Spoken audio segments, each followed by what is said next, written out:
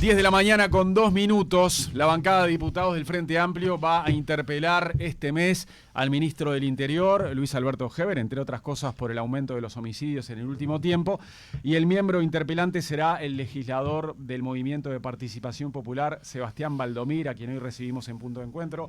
Bienvenido, Sebastián, ¿cómo te va? Bien, muchas gracias por la invitación, un gusto estar aquí acompañando a la Mañana Universal. Bueno, Gracias. Un placer tenerte por acá. ¿Ya hay fecha para la interpelación o se sabe que va a ser entre tal día y tal día nada más? No, nosotros vamos a incorporar la moción el día de mañana. A partir de ahí hay 15 días para fijar una fecha de común acuerdo con la agenda de la Cámara, la agenda del ministro. Nosotros que pensamos que va a ser en el entorno de entre el 10 y el 20 de junio, pensamos que se va a concretar la interpelación. Bien, y como toda interpelación, se van metiendo temas que no estaban al principio, ¿no? Incluso a veces se van metiendo subtemas de la misma temática, y a veces se meten temas que no tienen nada que ver con el motivo de la interpelación.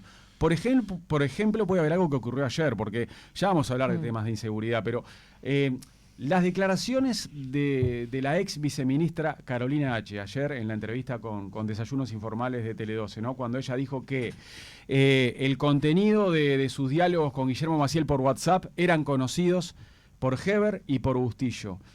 ¿Eso se puede meter en la interpelación de junio? Yo creo que se va a meter, sí. La verdad que fue una entrevista impactante, porque la ex vicecanciller todavía no había hecho declaraciones.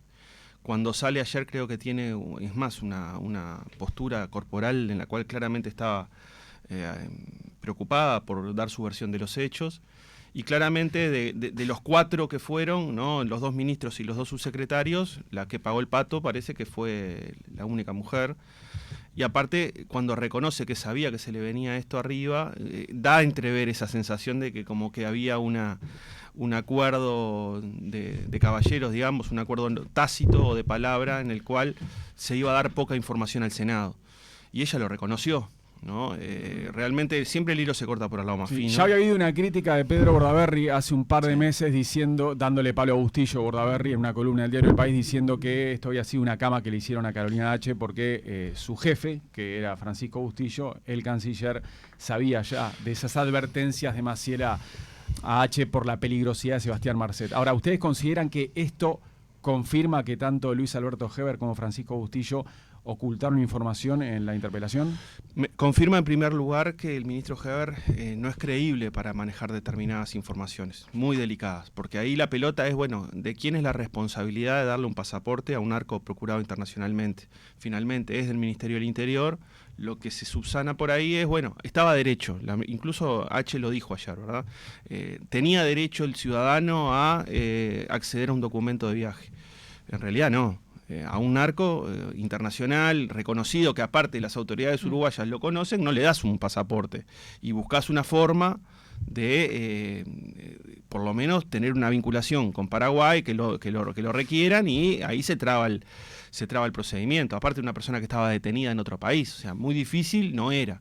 El nudo que se hizo el gobierno con ese tema hace que, bueno, particularmente lo que tiene que ver con la política relacionada al narcotráfico y desde este Ministerio del Interior, se den versiones como muy, muy confusas permanentemente. Nosotros vamos a ir por ese lado también, en cuanto a que el ministro, como buen parlamentario, ¿no?, porque hace, no sé, 30 años que anduvo en el Parlamento antes de estar al Poder Ejecutivo, en este último periodo, habla demasiado y abre como muchas puntas. Y a veces se tiene que desdecir o a veces se tiene que profundizar en algunos de los conceptos que tira. Sí, tuvo 35 años de legislador, entre diputado y senador, y luego fue a un ministerio, transporte primero y ahora Interior. Entonces nosotros pensamos que además, ahí hasta la pasa bien él cuando va a las interpelaciones. Sí, él le gusta ir. Tiene mucha... Él ha dicho que le gusta ir al Parlamento. Mucho manejo de la discusión parlamentaria. Claro. Igualmente, la tarea al frente del Ministerio del Interior no es lo mismo que estar en una banca en el Parlamento, porque estás en un lugar sumamente complejo, con una tensión enorme. Particularmente como estamos viviendo hoy, un aumento de la violencia, los homicidios. Si vos no estás preparado ahí con tu perspectiva propia, pero también con tu experiencia en los temas de seguridad del Ministerio del Interior, bueno, a nosotros nos parece que el ministro está un poco desgastado, que no estaba preparado para esta gestión. Él era ministro de Transporte, asumió por luego del fallecimiento del doctor Larrañaga. Entonces, ahí claramente hay un desgaste y, entre otras cosas, también la credibilidad que tiene este ministro para la ciudadanía, ¿no? ¿En esta interpelación van a pedir la renuncia del ministro? El Frente Amplio ya le había pedido la renuncia el año pasado, ¿no? Nosotros lo que decimos es que si cambia el ministro, pero no cambia la política de seguridad, esto no mejora tampoco, ¿no? Esa idea de cambia el ministro y al otro día se solucionan los problemas fue algo que se instaló sobre todo en los periodos anteriores, con el renunciado Bonomi permanentemente, como si el problema de la seguridad pública fuera solo un resorte de quien encabeza el Ministerio del Interior. Nosotros nos parece que no es suficiente que cambie el ministro, claro, tiene que cambiar la política. Pero cuando piden la renuncia del ministro, ¿en qué se basan ustedes los Frente Amplistas cuando en la administración anterior, en las dos administraciones anteriores, se mantuvo a Bonomi durante 10 años y la cosa no funcionaba por momentos? A nosotros nos basamos en dos elementos, uno subjetivo y otro más de carácter objetivo. Los datos del año pasado marcan un 25% más de homicidios del 2022. 383 homicidios, casi nos coloca al nivel de lo que fue el 2019, último año del Frente Amplio, que es el año con el cual el ministro Heber le gusta mucho compararse, ¿no? Estamos igual que 2019 con 2022. Sí, el gobierno se defiende diciendo que hoy todavía hay menos homicidios que en 2019, por poco, pero que el resto de los delitos bajaron. Y que el resto de los delitos bajaron. Sí. Y no están así si los vemos los datos. Esos 383 que dice el Ministerio del Interior no son los 388 que dice Fiscalía. Esos 388 ya se acercan más a los del 2019. El observatorio es el mismo. Sí, pero ahora estamos hablando... Del Frente Amplio y del Gobierno. Sí. Y las cifras del Ministerio del Interior son las mismas. No estoy cuestionando los datos del observatorio. Sí digo que hay una inconsistencia entre los datos de un organismo público y de otro. Pero que por las muertes confusas, por los casos las muertes sin resolver. dudosas. Y Fiscalía además le agrega ese otro tema porque viene monitoreando las muertes dudosas, que el año pasado fueron 200. ¿Vos decís que hay más muertes dudosas hoy que en 2019? Eso lo dice Fiscalía, sí. 200 muertes dudosas el año pasado. Y seguramente algunas de esas 200 fueron homicidios. Sí. Entonces, estamos como base un 25% más de homicidios este año, el 2022 que en el 2021. Porque estoy seguro de que tienen que haber algunos homicidios más que no fueron contabilizados por el Observatorio del Ministerio del Interior. Ese es de carácter objetivo, ¿no? Los datos. Hay otros datos de carácter subjetivo, que es la aprobación del ministro, que es una aprobación muy baja, es la peor de todo el gabinete, de todos sus colegas del Poder Ejecutivo, y la sensación de que el tema de la inseguridad es el principal problema que afecta a los uruguayos hoy por encima del empleo, el salario y los precios y el agua. Ahora, llama la atención que ese sea un gran motivo, independientemente de las cifras y de los datos, que a ustedes los lleva a interpelar a Heber y les lleva a pedirle la renuncia, y que no solamente cambie el ministro, sino que también, como recién vos decías, que cambie la política cuando vos, Sebastián, venís del EMPP, sector del ex ministro Eduardo Bonomi, un ministro, como dijo Mariano, 10 años atornillado en su cargo, donde las políticas no siempre fueron efectivas, y una de las causas por las que pierde el Frente Amplio es porque no había seguridad. Es real. Y a los vecinos les preocupaba que te robaban en las esquinas, que te copaban la casa y que aumentaba la gráfica exponencialmente hacia arriba. Entonces llama la atención que ahora el NPP se agarre de esto cuando tenían un ministro hace unos pocos años que la verdad que no dejó un país seguro. Y el otro elemento que le agrego a ese análisis que tú haces es que cuando la gente te dice hoy que se siente insegura, que tiene miedo, que no sale después de las 5 de la tarde de la casa. Yo he participado en las últimas semanas en varias de estas reuniones de vecinos que te llaman para que los escuches. Además, el otro día estuve una con el asesor del ministro y con el nuevo director de convivencia en Punta Riel. Caprete y Terra. Sí. La gente no diferencia si vos sos del gobierno, si vos sos de tal sector o si vos del Frente Amplio. La gente te dice, yo así no salgo a la calle. Pero que eso viven los legisladores, los políticos. Ustedes viven de quién está en el poder. La gente quiere vivir segura y quiere estar tranquila. Y por eso mismo esa sensación de inseguridad la tenemos que asumir todos, independientemente del sector que uno sea. Uno tiene que tratar de sacar la seguridad como botín electoral que fue utilizada en la última campaña, como todos sabemos, como tú decías, y tratar de por lo menos sentar algunos acuerdos básicos de por dónde puede venir una política de Estado en materia de seguridad. Es muy difícil, hay que hacerse demasiadas autocríticas de muchos lados, pero si usamos la seguridad como botín electoral o nos ponemos a contar cuántos fallecidos tiene uno y cuántos fallecidos tiene otro, los que van a perder van a ser los vecinos y las vecinas del país, porque en definitiva la ciudadanía no se siente más segura ahora que antes. Y eso es otro elemento con la gestión de este ministro, Mariano. ¿Por qué? Porque lo que está diciendo el gobierno, el ministro, el secretario de Presidencia, es la gente se siente más segura ahora que antes. Y la gente no se siente más segura ahora que antes, porque la gente no diferencia gestiones. no se acuerda si yo tengo que explicar algo de los periodos del Frente Amplio. Sin duda que eso sale en un análisis un poco más de carácter global, más de análisis político. Pero lo que está viviendo la gente hoy es que la gente se siente insegura hoy. ¿Vos considerás que a Heber no lo apoya el resto de la coalición multicolor, que no tiene mucho respaldo de sus socios? Yo quiero ver eso y justamente esta interpelación tendría que haber sido hecha en abril. No fue en abril porque se dilató todo lo que tenía que ver con la reforma jubilatoria, que terminó la última semana antes del 1 de mayo. Pero con un dato duro, objetivo, que son un 25% de aumento de homicidios, esta interpelación ya tendría que haber sucedido. Y además, nosotros queremos ver como Frente Amplio, cuáles son las manos que se levantan y cuántas manos se levantan para apoyar al ministro en una interpelación. Eso me parece que es un elemento importante también, porque que un ministro vaya... el presidente lo respalda, lo dijo ayer. Claro, pero en el Parlamento votan los legisladores. Te puedo decir que Cabildo Abierto capaz que no lo respalda. Vamos a verlo. Hay que ver, esa es una discusión más de carácter parlamentario que lo ves en el momento. ¿Y qué opinas de lo que dijo Lacalle Pou el otro día sobre el espejo retrovisor? Justamente, que bueno, el Frente Amplio, en vez de cuestionar tanto hoy, debería mirar por ese espejo retrovisor para ver lo que se hizo en el pasado. Él hace referencia a que si en 15 años no pudiste solucionar este problema, cuando yo voy 3 de trabajo, no me empieces a tirar tanto dardo. Me sorprende que el presidente de la República, que es alguien que le toma muy bien el pulso a la opinión pública, incurra en esa línea. Porque lo que está diciendo es, bueno, yo no puedo hablar de la inseguridad hoy porque mi pasado me condena. O cancelemos al MPP porque de esto no puede hablar. Para empezar, un gobierno no elige ni quién, ni cuándo, ni cómo lo interpelan, porque la oposición tiene el deber y el derecho de controlar al Poder Ejecutivo. Segundo, eso se da de bruces con lo que te dice la gente. Las interpelaciones no son para que me respondan a un legislador o a una fuerza política. Es lo que le tiene que decir a la ciudadanía, ¿verdad? Porque el Parlamento es una caja de resonancia y lo que le están diciendo, a mí me ha pasado, que es una situación sumamente chocante, que la gente viene y te dice, me siento muchísimo más inseguro, me han robado, tengo problemas, tengo que levantarme a las 5 de la mañana para llevar a mi esposa a la parada o a un chiquilín a la parada para ir al liceo o a la UTU, que la gente le responda, pero los números dicen que están mejor. Se da una disociación en ese momento que es sumamente chocante y que las autoridades de gobierno que yo he visto no lo logran explicar de manera efectiva. Que un ministro o que un asesor incurra en esa línea, bueno, puede ser medio raro. Pero que el presidente y el secretario de presidencia digan, usted que se siente inseguro está equivocado porque los números a mí me dan bien. ¿A vos no te parece raro? Bueno, Mujica ha dicho que una sensación térmica en aquel momento, ¿no? La teoría de la sensación térmica es añeja las ciencias sociales relacionadas a la seguridad y tiene como muchos límites. Pero Mujica cuando dijo esa frase fue relacionado a la sensación de la ciudadanía, del pueblo, de sentirse inseguro. Pero ahí había, como tú decías hoy, un correlato de que aumentaban los delitos. Acá lo que me están diciendo es que los hurtos y las rapiñas bajaron. Bueno, el observatorio del Ministerio del Interior lo dice, tengo los datos adelante, los últimos datos, y eso dice. Fíjate, por ejemplo, los datos de los hurtos en Tacuarembó o las rapiñas en Maldonado.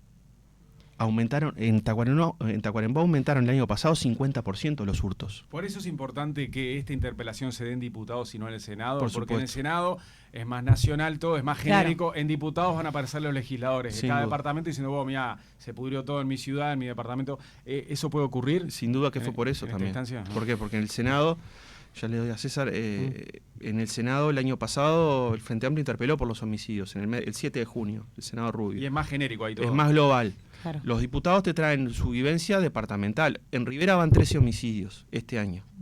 El año pasado fueron 18. Lo que te decía de los hurtos y las rapiñas. Hay departamentos que no solo no bajaron las rapiñas, aumentaron. Y aumentaron. Sí, estamos en un primer semestre también. No aumentaron, ¿no? Un 7, un 10. Te estoy hablando de datos 2022, porque todavía no estoy manejando datos del primer semestre. Pero que un departamento tenga un 50% más rapiñas.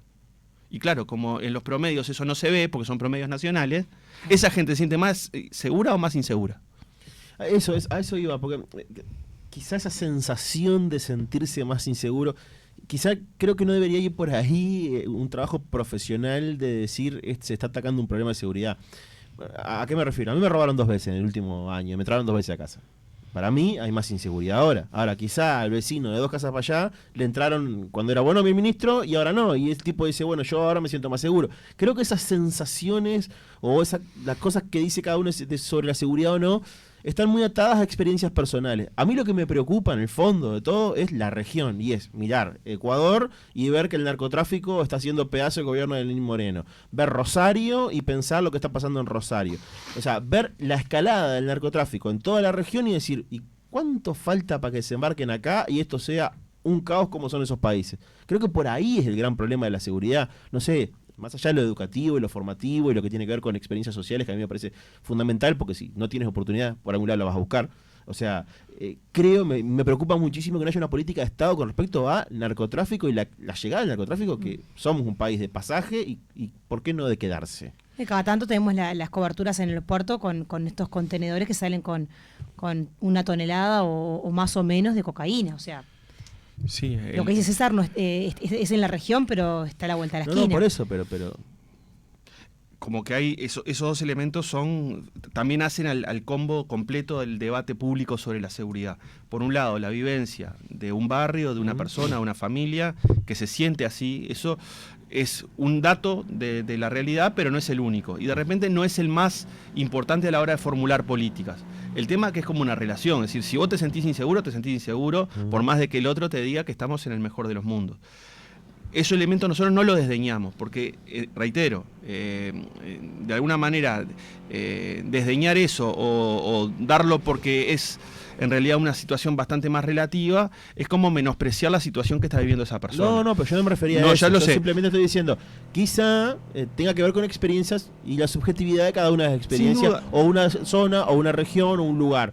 Ahora, hay algo más macro aquí, que es un problema enorme, me parece a mí. Y a eso iba, que es la situación del narcotráfico exige, por lo menos, que el aumento de los controles, ¿no?, del espacio marítimo, de los contenedores en el puerto, del espacio aéreo, etcétera, debería ser encarado de una manera mucho más profesional y más de largo plazo, porque si no, realmente un país pequeño, entre dos enormes consumidores y productores, en cierto sentido, de narcotráfico, también como una vía de salida, que eso ya está detectado por Naciones Unidas en el último informe, que dice que el Cono Sur es el principal puerto de salida hacia Europa. Bueno, evidentemente que vos tenés que ajustar clavijas, no solo a nivel del combate al microtráfico, porque eso es lo otro que nos dicen, ¿no? En los barrios lo que pega mucho es la boca de pasta base, y nosotros estamos cerrando mucha boca de pasta base. Después no te dicen que cerrás una y abre otra a las 3 cuadras. Ese combate al microtráfico puede tener algún impacto en ese momento, en ese barrio o en esa cuadra. Pero por otro lado vos tenés un proceso económico enorme, que es regional, que se nutre, por ejemplo, del escaso control del lavado de activos, del movimiento de los capitales por el sistema financiero, que evidentemente tenés un problema muchísimo más grande y que la gente no lo visualiza porque no está viendo ni cuentas bancarias, ni cárteles, ni operaciones de lavado de dinero. Pero sin duda que ese es la madre de todo el problema, ¿verdad? Que lo estamos viendo no solo en Ecuador, sino también se vio... Creo que tuve un lapso, dije Lenín Moreno y es Guillermo Lasso. Guillermo Lasso era. Sí, creo que me fui para atrás. Pero claramente en Ecuador es el país que se destaca porque ha aumentado mucho... Brazo partido dentro de los 3 centros de reclusión con cientos de muertos en el último año. Y ha aumentado mucho las incautaciones también de cocaína el año pasado. La producción en Bolivia, en Colombia y en Perú aumentó, en algunos casos aumentó mucho, en otros... aumentó un poco menos, pero aumentaron, y si la oferta aumenta es porque hay mucha demanda.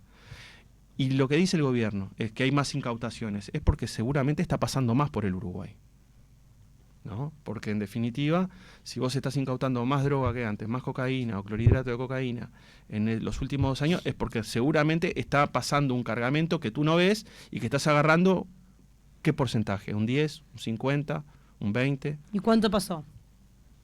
Eso es un número negro, ¿verdad? Pero según los informes de las agencias especializadas de Naciones Unidas, de otras agencias, está pasando más. ¿Por qué? Porque nos convertimos en la vía de salida mayor hacia Europa, en tanto algunas vías hacia Norteamérica se han cerrado o hay otros problemas no asociados directamente a la situación del Cono Sur regional. Realmente, o sea, desconocemos problemas de seguridad que los tenemos hoy por hoy. Yo no digo que no, pero digo, hay países de la región que la gente tiene que salir con guardaespaldas. O sea, que los secuestros son moneda corriente, que la situación es realmente de una gravedad muy, muy, muy alta. Bueno, ahora con Bukele las cosas cambiaron en El Salvador, pero bueno, lo que son las malas en Centroamérica. O sea, es muy complicado. que eso llegue aquí y antes no lo veamos, porque en algún momento puede llegar a decantar, es obvio que puede, o sea, que podemos llegar a una situación de esa. Una nota de un colega de ustedes en el diario El Observador de hace un par de días habla de eso, ¿no? De bandas de narcotráfico que te dan préstamos en los barrios para pagar la luz o para pagar los remedios. Eso también habla de... Eso es una alarma prendida siendo así. Terrible. Y hacen donaciones también. Donaciones, o que las personas que no entran, que no pueden conseguir un préstamo en un banco, en una financiera, porque está en el clearing o porque no tiene garantía, le tiene que ir a pedir al capanga del barrio y queda agarrado. Eso genera una microviolencia de la cual no podés salir después. A eso me refería yo cuando eso es terrible. la primera pregunta. O sea, terrible. Es por ahí. O sea, eso es una señal de... esto se puede llegar a pudrir. Alerta roja, seguro. Sebastián, ¿te convence el trabajo que está haciendo Sanjurjo con el nuevo plan de seguridad? La verdad que creo, me gustaría saber qué grado de apoyo tiene estas propuestas que elaboró el equipo de Sanjurjo. Porque son buenas las propuestas, decís. No, hay algunas que nosotros como Frente Amplio acompañamos. Pero el problema acá, Mariano, no es cuántas apoya el Frente Amplio. El tema que yo quisiera saber es, que ya lo han dicho algunos, es qué grado de acuerdo tienen dentro de la coalición.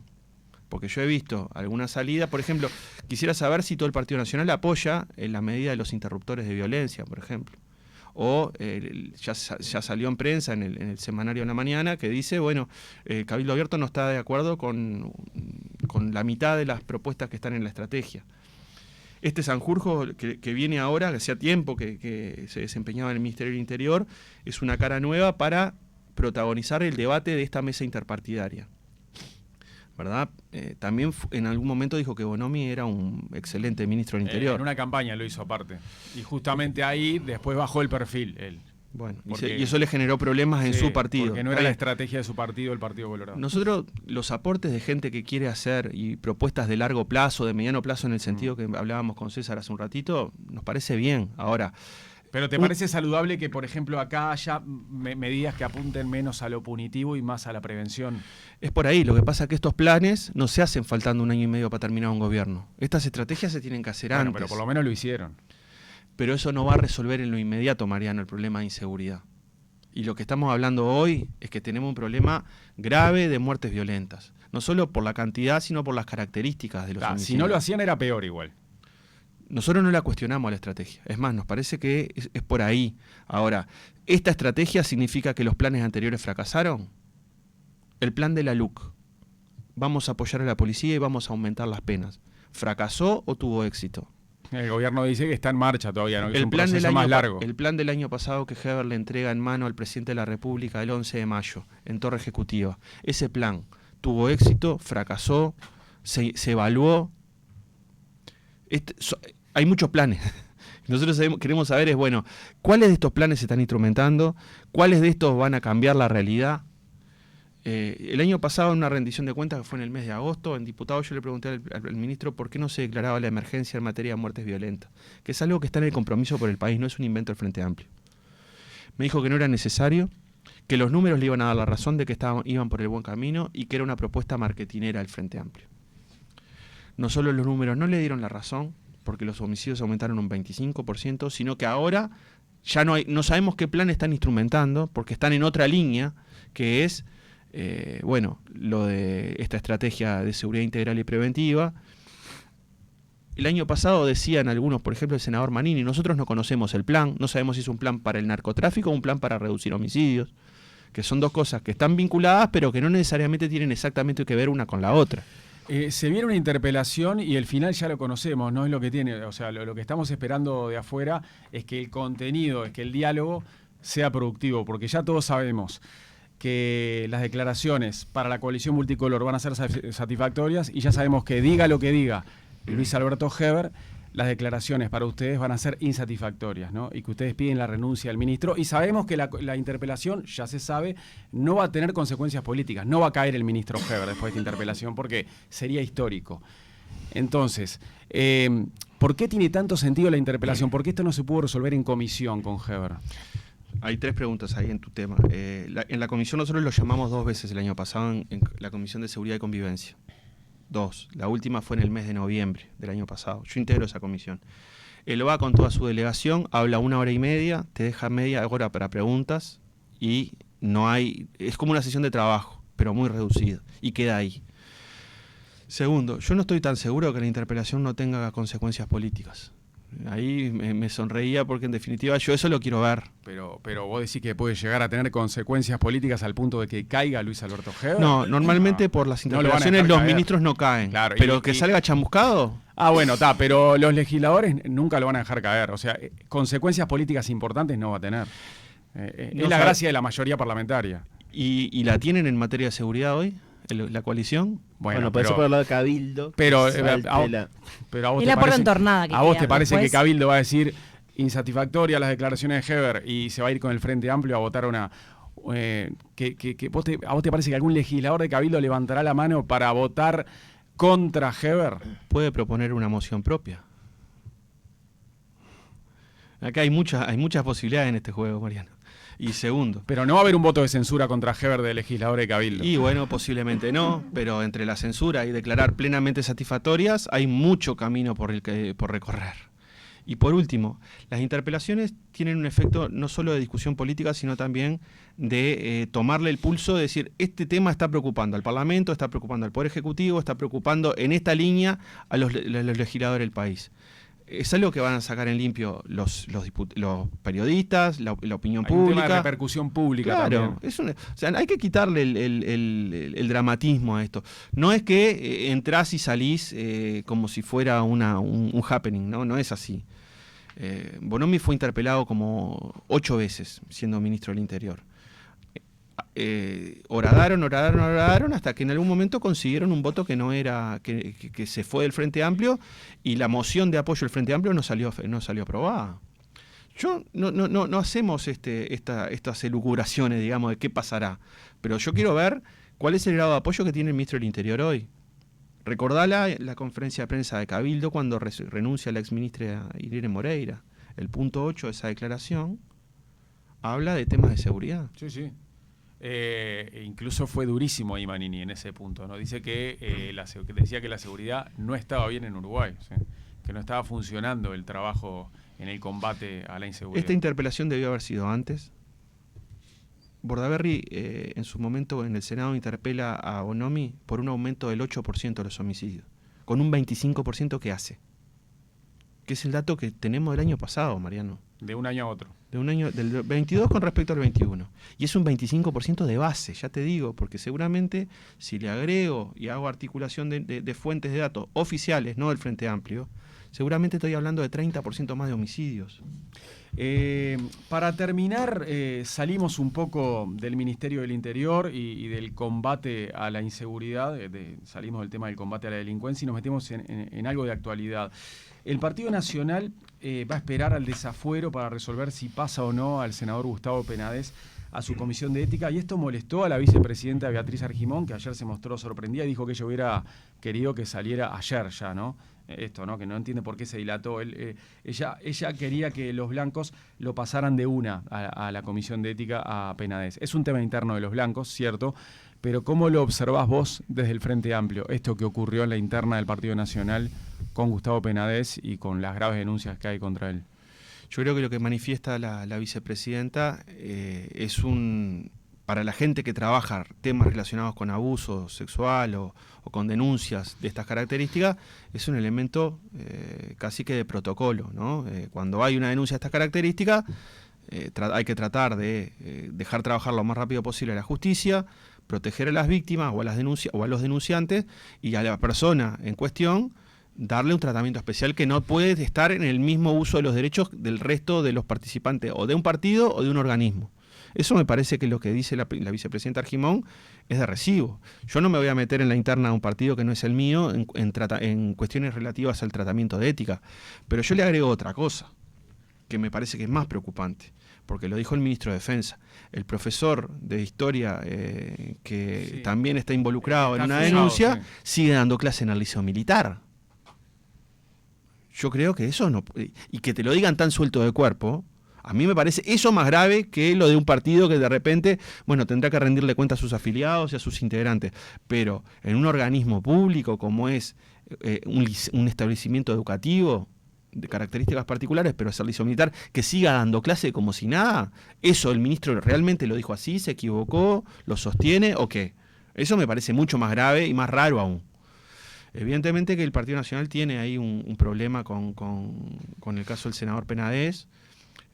No hubo ningún tipo de acuerdo de caballeros, como se quiso hacer girar la semana pasada. Sí, porque se hablaba de un posible acuerdo de caballeros interpartidario. Exacto. Uh-huh. Y no, a ver, cuando esto es enorme, es un caso que resuena mucho, sobre todo en el Senado, que la Cámara de Senadores es bastante diferente en el trato y en la resonancia de lo que hace la Cámara de Diputados. El pacto de caballeros del que se hablaba, en el que estaba incluido el Frente Amplio, era de que fuera un tratamiento poco ruidoso. Un acuerdo. El del desafuero de Penades, que saliera de una, express, el desafuero, sin mucho debate. Que no fuera ruidosa la cosa, que pasara. No, eso no hay forma de hacer un acuerdo de esas características. Porque es desconocer que vos también tenés a tu barra atrás y que te dice, no, acá hasta las últimas consecuencias. Otra cosa es hacer un escarnio público, porque acá la justicia está actuando y esperemos que le brinde garantía a todas las partes, ¿no? Al acusado, a los denunciantes, y que se laude rápido de manera prolija. Está bien. Ahora, en el entretanto, evidentemente que para iniciarle una formalización, los fueros no son del senador, los fueros son de la Cámara es la que resuelve, independientemente de lo que quiera el involucrado, si te sostiene o te retira los fueros. Ahora, deciden sus colegas. La mayoría, el cuerpo.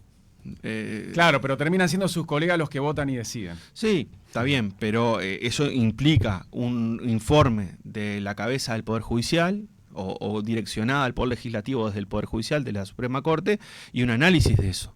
Por eso, entre otras cosas, escuchaba la semana pasada, si nosotros queremos ver la carpeta, que es lo que decía Cabildo, ¿no? No vas a meterte en el detalle de lo que dice la carpeta, pero sí vas a hacer una denuncia, vas a hacer una discusión en función de la gravedad que tiene eso para un integrante del Senado de la República, que es inédito. Por eso es importante que esto se trate en comisión, decís. Sí, porque ahí esa es la otra confusión. Cuando vos decís yo no quiero que se trate grave y urgente, es que no quiero que se trate express. Pero el tema es grave y es urgente. Pero ese es el procedimiento. Cuando vos declarás algo grave y urgente en el Senado, es que no pasa por comisión y lo sacás rapidito. Ahora, para el Frente Amplio tiene que ir a la comisión y sigue siendo muy importante, grave y además muy urgente. Pero para que tenga un tratamiento cabal, un tratamiento adecuado, primero se discute en comisión, incluso puede ser en una sesión restringida, y luego pasa con los informes al Pleno del Senado y ahí se vota. Diputado Frente Amplista Sebastián Valdomir del MPP, gracias por visitarnos esta mañana en Punto de Encuentro. Gracias a ustedes, a las órdenes como siempre. Sos Valdomir con B corta. Con B corta, con V. De los menos. No sé si son menos o más. Hay más Valdomir con B larga en Uruguay. Sí, pero hay muchos también con B corta en el interior, en el litoral, en Rivera. Si te lo habrán escrito mal el Valdomir, ¿no? Un montón de veces. Aparte me dicen si tengo algo que ver con el que fue presidente. No tengo nada que ver. Mirá la B. Ese era Colorado, además. No tiene nada que ver conmigo. Gracias, Sebastián. Gracias a ustedes. Mariano López, Tuque García, César Sanguinetti. Punto de Encuentro. Más periodismo y más comunicación.